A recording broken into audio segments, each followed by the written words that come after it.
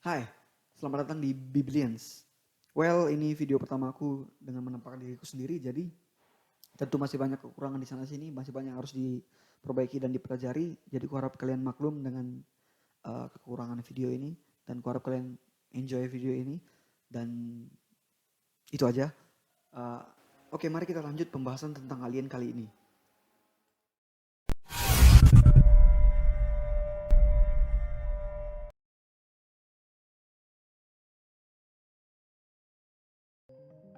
Alien, sejak dulu keberadaan mereka selalu dipertanyakan.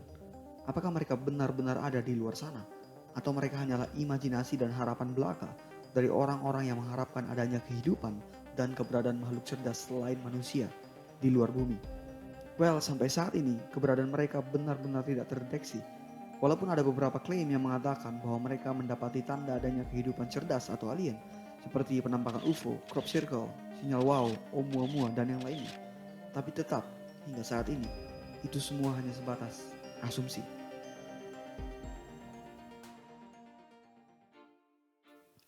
Nah, bagaimana dengan kekristenan? Kita, orang Kristen, kalau ditanya apa percaya alien itu ada, mayoritas dari kita akan jawab, gak percaya. Kenapa? Simple, karena Alkitab gak catat. Itu basic orang Kristen.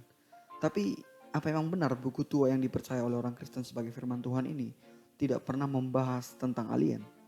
Atau minimal adakah bumbu-bumbu kecil yang mengarah ke situ di Alkitab? Karena itu, mari kita bahas.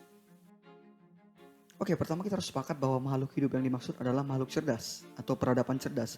Bukan makhluk hidup seperti mikroba atau bakteri.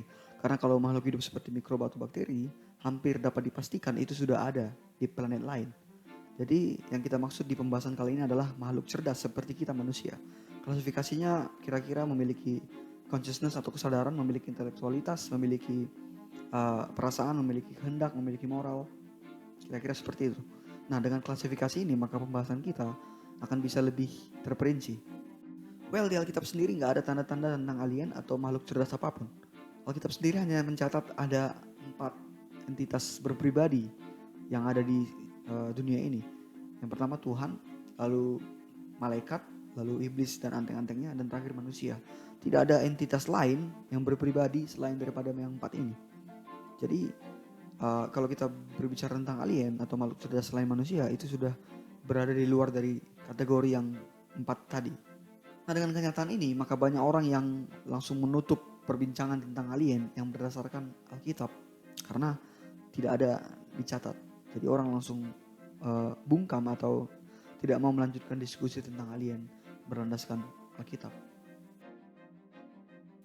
Well, meskipun tanpa tanda-tanda, tapi kita tetap bisa membahas tentang alien, tentunya dengan perspektif yang lain. Kita ambil yang pertama. Yang pertama itu kenapa aku percaya atau kenapa kita bisa percaya bahwa alien itu ada. Yang pertama karena Tuhan itu eksis. Ya, Tuhan itu ada. Jadi karena dia ada dan dialah yang menciptakan semuanya, semesta ini tanpa terkecuali. Maka dari itu tidak menutup kemungkinan atau sama sekali tidak mustahil bahwa dia juga bisa menciptakan makhluk cerdas atau alien. Dan mungkin Tuhan menciptakan alien atau makhluk cerdas dengan alasan yang hanya dia yang tahu dan dengan tujuan yang hanya dia yang tahu, yang kita mungkin belum tahu atau bahkan tidak akan pernah tahu. Dan itu hanya urusan Tuhan. Tapi kemudian mungkin ada yang bilang, tetap kan Alkitab gak ada bahas. Well, benar sih, tapi kita tetap bisa melihatnya dari perspektif Alkitab. Walaupun sekali lagi Alkitab gak ada catat. Mari yang kedua kita bahas dari Kejadian 1 ayat 1 sampai 2. Kejadian 1 bunyinya, pada mulanya Allah menciptakan langit dan bumi. Nah, kata langit ini dari bahasa Inggris adalah heaven, dan ini diterjemahkan dari bahasa asli yaitu Ibrani yang kosakatanya adalah shamaim. Nah, shamaim ini sendiri terdiri dari 3 arti atau 3 makna. Yang pertama itu langit yang kita lihat sehari-hari warna biru, terus sorga dan semesta atau jagat raya ini. Jadi kalau kita menemukan kata shamaim di Alkitab itu memiliki 3 kemungkinan arti. Yang tadi sekali lagi, pertama sorga, kedua langit yang kita lihat sehari-hari, dan yang ketiga itu semesta atau jagat raya ini. Nah, jadi di konteks Kejadian 1 ayat 1, kata Syamaim atau langit ini atau heaven ini memiliki arti yang ketiga, semesta atau jagat raya. Jadi kalau Kejadian 1 ayat 1 mau kita artikan lebih terperinci, maka bunyinya seperti ini. Pada mulanya Allah menciptakan langit atau semesta ini dan bumi. Pada mulanya Allah menciptakan seluruh semesta ini termasuk bumi. Karena bumi adalah bagian dari semesta ini. Lalu kalau kita lanjut di Kejadian 1 ayat 2, dikatakan bumi belum berbentuk dan kosong, bla bla bla bla. Nah, sadar atau enggak, langit tadi atau semesta tadi sudah ditinggalkan sejak Kejadian 1 ayat 2. Enggak ada lagi pembahasan tentang penciptaan langit, apa yang Tuhan ciptakan, apa yang Tuhan lakukan, apa yang Tuhan taruh di semesta ini. Itu cuma dibahas di Kejadian 1 ayat 1. Tidak lebih lanjut dan tidak lebih kompleks lagi. Kejadian 1 ayat 2 hanya membahas penciptaan bumi dan segala isinya termasuk kita manusia. Dan begitu ayat-ayat seterusnya. Well, kalau kita perhatikan seiring perkembangan zaman dan ilmu pengetahuan yang semakin maju, teknologi yang semakin canggih, kita melihat banyak sekali penemuan di semesta ini yang ditemukan oleh manusia. Sebut saja hal seperti planet-planet yang layak huni selain bumi, seperti planet Kepler dan yang lainnya.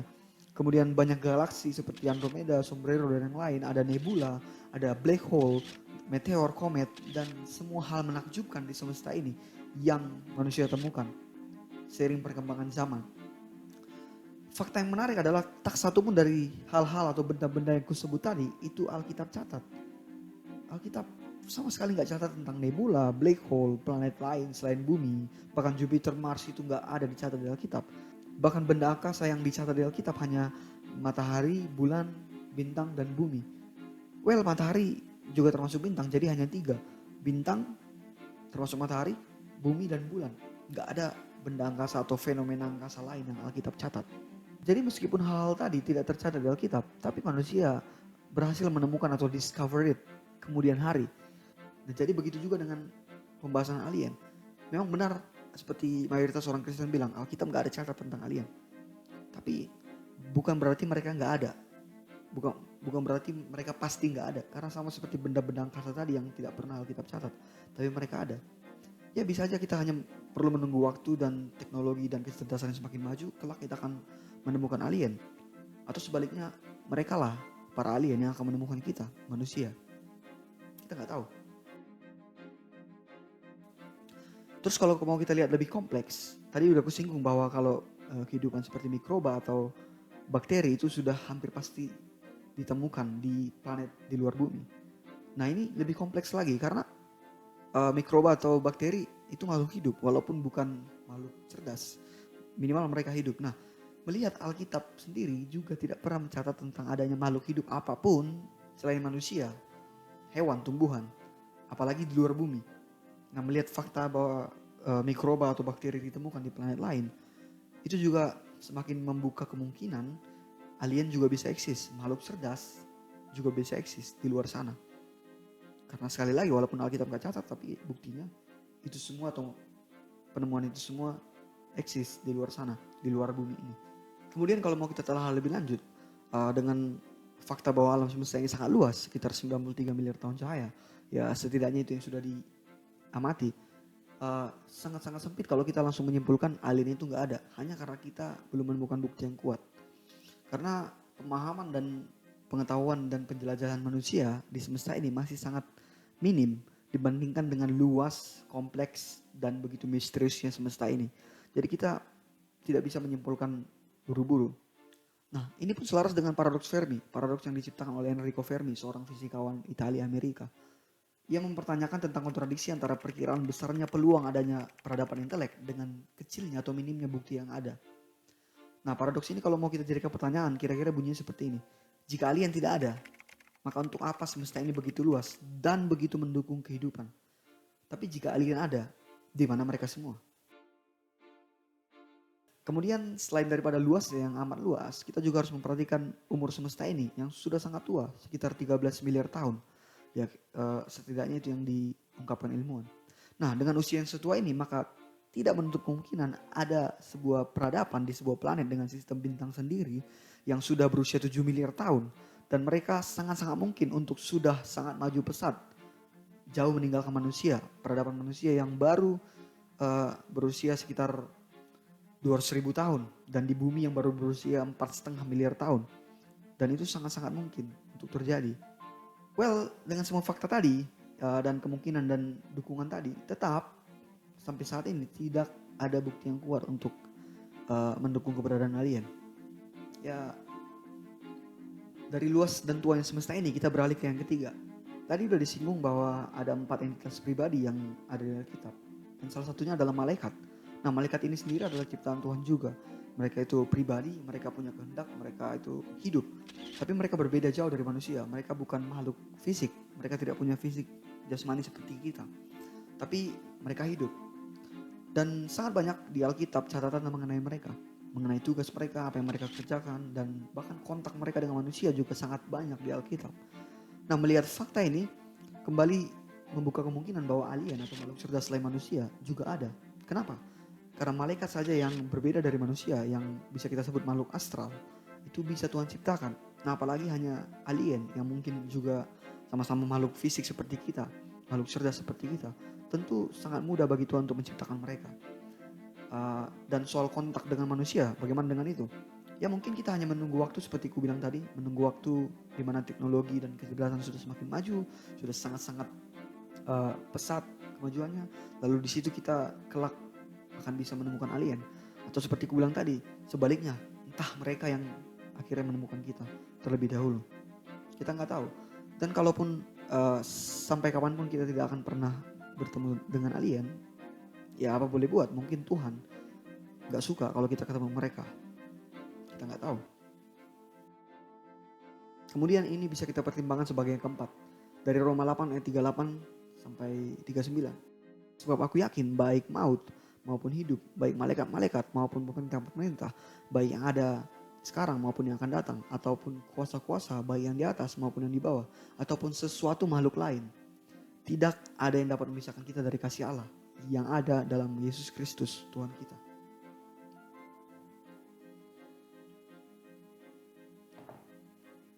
Ini menarik karena pada ayat 39 Paulus menyematkan kalimat frasa ataupun sesuatu makhluk lain. Tidak ada yang bisa memisahkan kita dari kasih Allah. Kalau kita lihat King James Version di sini, kata makhluk lain ayat 39, nor height nor depth nor any other creature, ataupun makhluk lain, suatu ciptaan lain.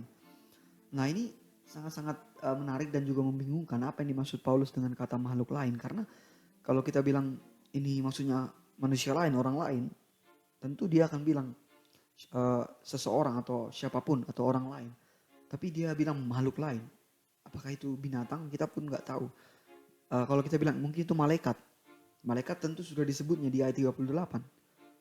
Ataupun malaikat katanya. Ataupun malaikat-malaikat. Tidak bisa memisahkan kita dari kasih Allah. Atau mungkinkah ini iblis. Tapi kan iblis termasuk malaikat juga. Dan karena itu kita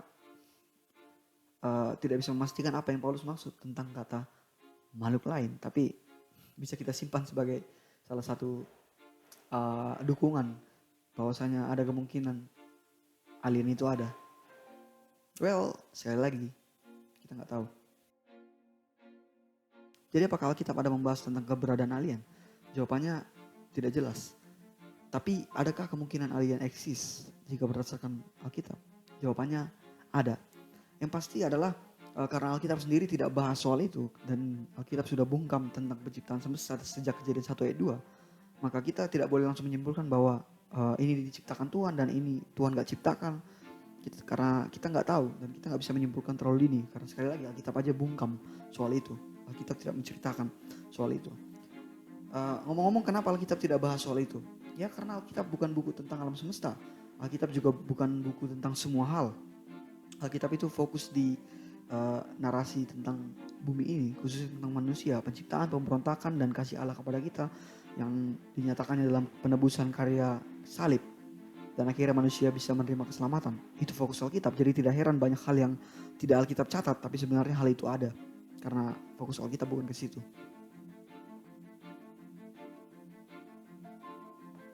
Jadi apakah alien ada? Sederhananya kita nggak tahu. Sampai waktu yang kita nggak tahu kapan, kita hanya bisa skeptik. Dan yang penting kita tidak langsung percaya jika dibilang ada tanda-tanda alien. Dan di sisi lain kita juga tidak langsung menyimpulkan bahwa alien itu nggak ada. Karena sekali lagi, kalau menyatakan alien itu nggak ada, hanya berdasarkan ilmu pengetahuan kita yang masih minim ini, itu sama dengan mengambil air laut dengan sendok dan mengatakan tidak ada hiu di laut karena di sendok itu tidak ada hiu. Well, seperti itu. Katakanlah alien eksis. Lantas apakah mereka berdosa? Apakah mereka membutuhkan penebusan? Apakah mereka butuh juru selamat? Apakah Yesus perlu mati bagi mereka? Oke, simpan topik-topik ini untuk berpikir ala ateis yang lainnya. Karena bertanya adalah bukti kita memiliki iman. Credo ut intelligam. Hai, terima kasih bagi kalian teman-teman yang sudah nonton video ini. Kuharap kalian terberkati dan kuharap pengetahuan kalian bertambah ya, walaupun sedikit nggak apa-apa. Dan bagi kalian yang belum subscribe, kuharap kalian mau subscribe channel ini dan mendukung channel ini agar semakin maju lagi. Dan kalian juga bisa like, komen, dan share video ini supaya semakin banyak orang yang terberkati dan sebagainya. Oke, kalian juga bisa follow Instagram pribadiku @devinferal atau Instagram channel ini @biblians ya, walaupun isinya masih sedikit tapi ya silakan follow. Nah, kalau kalian punya pertanyaan seputar teologi, Kristen, pengetahuan, kalian bisa tanyakan di kolom komentar. Mungkin bisa kita jadikan topik, atau jika pertanyaan itu bersifat pribadi, kalian bisa DM aku dari Instagram pribadiku atau Instagram channel ini. Kurasa itu aja. Terima kasih udah menonton. Sampai jumpa di video yang lain. Bye.